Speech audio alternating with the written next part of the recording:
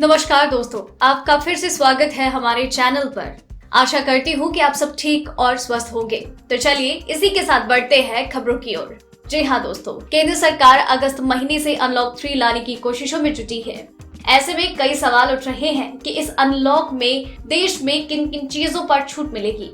अब इसी फहरिस्त में मोदी सरकार की तरफ से गाइडलाइन भी जारी कर दी गई है, जिसकी सटीक जानकारी हम आपको इस वीडियो में देंगे। बस आप इस वीडियो के साथ अंत तक बने रहिए। इसी के साथ ही दोस्तों, आपको ले चलते हैं आज की मुख्य सुर्खियों की ओर, जहां आपको सबसे पहले बताएंगे देश में क्या है कोरोना का हाल। वहीं बताएंगे इस राज्य में लगा 6 अगस्त तक लॉकडाउन, जाने कहीं आपका राज्य तो नहीं। इसी के साथ आगे खुशखबरी, अयोध्या में राम मंदिर की नींव में 200 फीट नीचे डाला जाएगा टाइम कैप्सूल, नहीं भूलेगी आने वाली पीढ़ी। वहीं ओवैसी बोले, राम मंदिर के भूमि पूजन में पीएम मोदी का शामिल होना शपथ का उल्लंघन। इसी के साथ आगे बताएंगे फिक्की ने बताया फाइनल अनलॉक का नया प्लान, क्या अब देश में खुलेंगे स्कूल और कॉलेज। वहीं कोरोना पीड़ित सीएम शिवराज ने कैबिनेट की वर्चुअल मीटिंग में बताया अपना हाल, बोले मैं अस्पताल में खुद धो रहा अपने कपड़े। मोदी सरकार का नया तोहफा, रिटायर होने वाले कर्मचारियों की सबसे बड़ी चिंता होगी खत्म। इसी के साथ अगली खबर में आपको बताएंगे आज आपके राज्य का मौसम का हाल। वहीं बताएंगे पेट्रोल डीजल के भाव। वहीं सुशांत सुसाइड केस में अब करण जौहर से होगी पूछताछ, मुंबई पुलिस ने भेजा समन। इसी के साथ आगे 1 अगस्त से गैस सिलेंडर की कीमत में हो सकता है बड़ा बदलाव, सरकार कर रही है ये तैयारी। वहीं एफडीए ने विषाक्त हैंड सैनिटाइजर से किया अलर्ट, 80% मेथनॉल का हो रहा इस्तेमाल। इसी के साथ आगे शुरू करें खुद का बिजनेस, सरकार दे रही 25 लाख रुपए, जाने कैसे उठाए फायदा। जी हाँ दोस्तों, ऐसी और भी कई बड़ी खबर और अपडेट निकल कर आ रही है, जिनकी सटीक जानकारी आपको इस वीडियो में देंगे। लेकिन उससे पहले आपसे एक छोटी सी रिक्वेस्ट है। मुझे इस वीडियो को बनाने में बहुत मेहनत लगती है, तो इस मेहनत के लिए वीडियो को एक लाइक जरूर कीजिएगा। साथ ही वीडियो के नीचे दिए गए लाल बटन को दबाकर चैनल को जरूर सब्सक्राइब कीजिए और पास ही में जो घंटे का छोटा सा बेल आइकन नजर आए उसे भी जरूर दबाएं, ताकि आपको दिन भर की बड़ी खबरों की जानकारी लगातार मिलती रहे। तो चलिए दोस्तों, एक एक करके सभी बड़ी खबरों के बारे में जान लेते हैं। इसी के साथ आइए आज की सबसे पहली बड़ी खबर पर नजर डालते हैं। भारत में कोरोना वायरस का कहर जारी है। देश में कंफर्म केसों का आंकड़ा 14,84,136 के पार हो चुका है और 33,461 से ज्यादा लोगों की जान जा चुकी है। वहीं 9,54,004 लोग ठीक हो चुके हैं। दुनिया भर में इस वायरस से 6,56,987 से ज्यादा लोगों की जान जा चुकी है। वहीं 1,66,67,871 कंफर्म केस है। हो सकता है जब आप ये वीडियो देख रहे हो तो ये आंकड़ा और बढ़ गया हो। चलिए इसी के साथ बढ़ते हैं अगली खबर की ओर। प्रदेश के कुछ शहरों में कोरोना वायरस के बढ़ते संक्रमण के बीच सोमवार को मुख्यमंत्री भूपेश बघेल ने हालात की समीक्षा की। वायरस के संक्रमण को रोकने के लिए सरकार ने 6 अगस्त तक लॉकडाउन बढ़ाने का फैसला किया। कलेक्टर्स को जिले की परिस्थितियों के हिसाब से लॉकडाउन का फैसला करने के निर्देश दिए गए। इसी के साथ ही रायपुर, बिलासपुर और दुर्ग जिले के शहरी क्षेत्रों में लॉकडाउन बढ़ना तय माना जा रहा है। वरिष्ठ कैबिनेट मंत्री रविंद्र चौबे ने बताया कि बैठक में स्वास्थ्य मंत्री टी.एस. सिंहदेव ने पूरे राज्य की स्थिति की जानकारी दी। सभी ने माना कि संक्रमण लगातार बढ़ रहा है और ऐसे में लॉकडाउन की अवधि बढ़नी चाहिए। वहीं राजधानी पटना में 15 अगस्त तक लॉकडाउन बढ़ना तय है। जिले में कोरोना संक्रमितों की संख्या लगातार बढ़ने से इसकी संभावना जताई जा रही है। वहीं देश में कोरोना महामारी के खिलाफ जंग जारी है। इसी क्रम में अब अनलॉक 3 की चर्चा होने लगी। अनलॉक 2 31 जुलाई को खत्म हो रहा है। हर कोई यही जानना चाहता है कि आगे क्या होगा। चर्चा है कि अनलॉक 3 में सभी सेक्टर को कारोबार शुरू करने की मौका मिलेगा। इस बारे में उद्योग संगठनों ने सरकार से सिफारिश की थी, जिस पर गंभीरता से विचार हो रहा है। इनमें मुख्य रूप से होटल, रेस्टोरेंट, बार, पर्यटन एवं हवाई यात्रा से जुड़े कारोबार शामिल हैं। इसी तरह प्राइवेट पार्टी तथा शादी ब्याह के लिए नियमों में ढील देने की बात कही गई। तीसरे फेज में फिलहाल स्कूलों और मेट्रो ट्रेन सेवाओं को बंद रखा जाएगा। इसी के साथ बढ़ते हैं अगली खबर की ओर। अयोध्या में राम मंदिर निर्माण की घड़ी अब नजदीक आती जा रही है। भगवान श्री राम के मंदिर निर्माण का रास्ता अदालत की चौखट से होकर निकला। करीब 500 साल तक कानूनी लड़ाई लड़ी गई। भविष्य में फिर से ऐसा कोई सवाल या विवाद ना खड़ा हो, इसके लिए एक अहम कदम उठाने की चर्चा है। राम जन्मभूमि तीर्थ क्षेत्र ट्रस्ट के सदस्य कामेश्वर चौपाल ने कहा था कि राम मंदिर की नींव 2000 फीट नीचे टाइम कैप्सूल डाला जाएगा, जिसमें राम मंदिर से जुड़े साक्ष्य होंगे। ऐसा इसलिए किया जाएगा ताकि आने वाली पीढ़ियों में कभी इस तरह का विवाद बाद हो तो सच्चाई का पता लग सके। हालांकि मंगलवार को ट्रस्ट के ही एक अन्य सदस्य चंपत राय ने दावा किया कि टाइम कैप्सूल की खबरें निराधार है। उन्होंने कहा कि इस तरह की अफवाहों पर ध्यान नहीं देना चाहिए। वहीं सांसद असदुद्दीन ओवैसी ने पीएम मोदी के प्रस्तावित अयोध्या यात्रा का विरोध किया है। ओवैसी ने कहा है कि बतौर प्रधानमंत्री अयोध्या में भूमि पूजन कार्यक्रम में पीएम का शामिल होना प्रधानमंत्री के संवैधानिक शपथ का उल्लंघन होगा।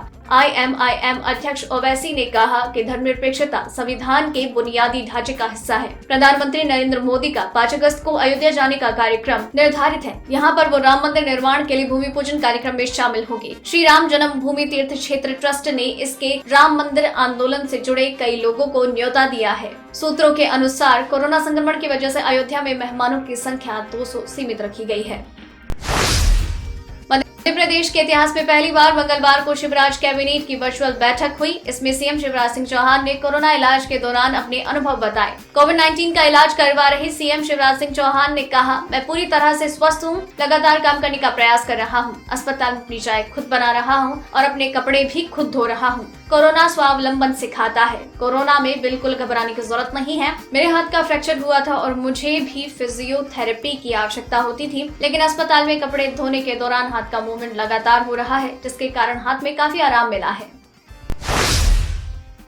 वहीं फाइनल अनलॉक का समय आ गया है। इंडस्ट्री बॉडी फिक्की का मानना है कि कोरोना से लड़ाई में अब काम और कमाई का ख्याल रखना बहुत जरूरी है। Mall, multiplex, fitness, gym centre को सोशल डिस्टेंसिंग और एहतियात के साथ खोलने का सुझाव दिया गया है। फिक्की के सुझाव है कि अनलॉक 3 में मॉल, मल्टीप्लेक्स खुले, सिनेमा हॉल 25% सीटिंग के साथ खुले, सिनेमा में लंबे इंटरवल रखे जाएं, सिनेमा हॉल लगातार सैनिटाइज हो, जिम और फिटनेस सेंटर भी अनलॉक होने चाहिए, ट्रैवल पाबंदी हटनी चाहिए। एयरपोर्ट पर सेफ कॉरिडोर का प्रस्ताव है। फिक्की ने एयरपोर्ट स्टेशन पर सैंपल होना चाहिए, 50% क्षमता के साथ मेट्रो भी खुलने चाहिए। दोस्तों, वीडियो में और भी काफी महत्वपूर्ण खबरें बाकी हैं, इसीलिए इस वीडियो के साथ बने रहिए। चलिए बढ़ते हैं अगली खबर की ओर। तेल कंपनी ने आज फिर से ग्राहकों को बड़ी राहत दी है। लगातार 2 दिन से डीजल की कीमत में कोई बदलाव नहीं हुआ। IOCL की वेबसाइट से मिली जानकारी के अनुसार दिल्ली, कोलकाता, मुंबई और चेन्नई में 1 लीटर पेट्रोल के दाम क्रमशः 80.43, 82.10, 87.19 और 83.63 रुपए प्रति लीटर है। डीजल की बात की जाए तो इन महानगरों में इसका दाम क्रमशः 81.94, 77.04, 80.11 और 78.86 रुपए है। चलिए बढ़ते हैं अब मौसम की खबर की ओर, लेकिन उससे पहले देख लीजिए बिहार और असम की एक ग्राउंड रिपोर्ट। राज्य आपदा प्रबंधन विभाग के अधिकारियों ने सोमवार को बुलेटिन में कहा कि असम और बिहार में बाढ़ की स्थिति बनी हुई है। पानी नए क्षेत्रों में घुस रहा है। सोमवार को असम में एक और व्यक्ति के डूबने के चलते मौत हो गई है, जिससे राज्य में बाढ़ से मरने वालों की संख्या बढ़कर 103 हो गई। असम राज्य आपदा प्रबंधन ने कहा 22 राज्यों के 33 जिले बाढ़ की चपेट में है। वहीं 17 जिलों के 45,000 पीड़ित रिलीफ कैंप्स में हैं। इनमें बड़ी संख्या गोलपारा जिले के लोगों की है। वहीं बिहार के राज्य आपदा प्रबंधन विभाग के अनुसार राज्य के बाढ़ प्रभावित 11 जिलों के नए क्षेत्रों में बाढ़ का पानी घुस गया। अधिकारियों के अनुसार बिहार के 38 जिलों में से 11 जिलों के करीब 2.4 मिलियन लोग प्रभावित हैं। वहीं पटना मौसम विभाग ने आने वाले दिनों में बारिश की चेतावनी दी। मानसून हिमालय की तलहटी में पहुंच गया है।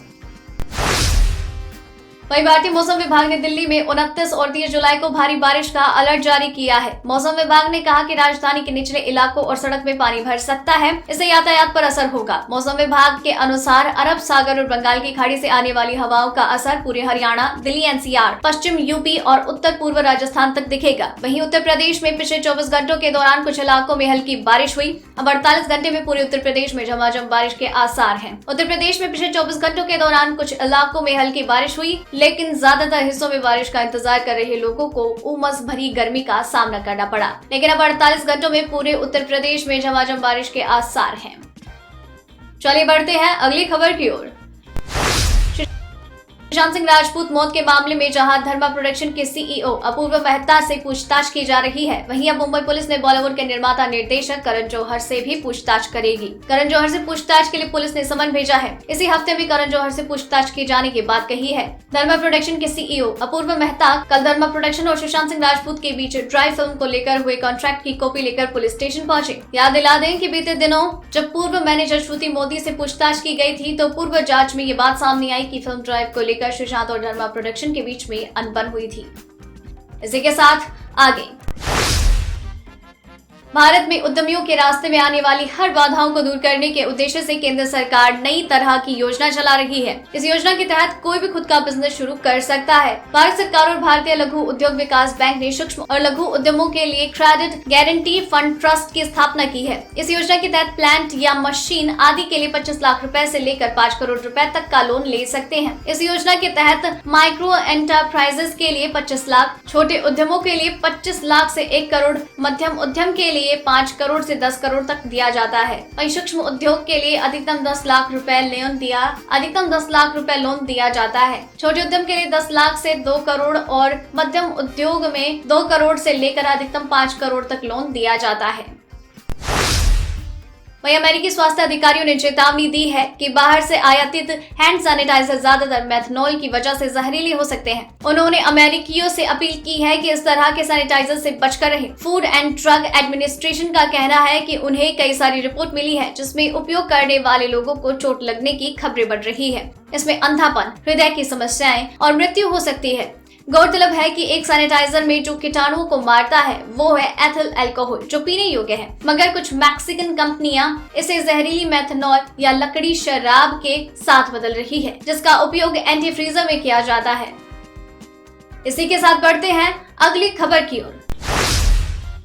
मोदी सरकार का नया तोहफा।